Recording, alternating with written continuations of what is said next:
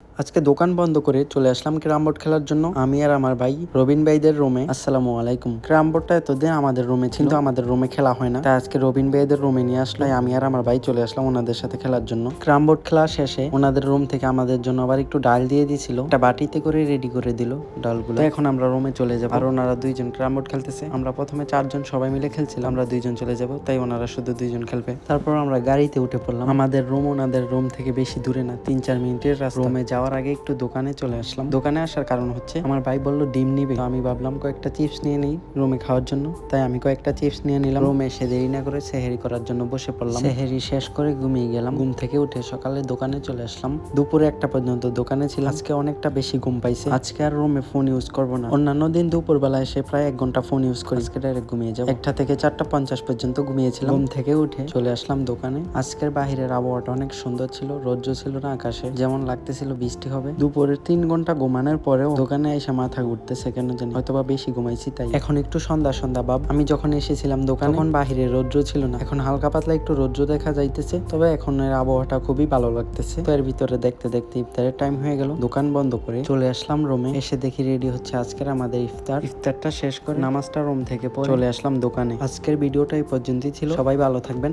আল্লাহ হাফেজ।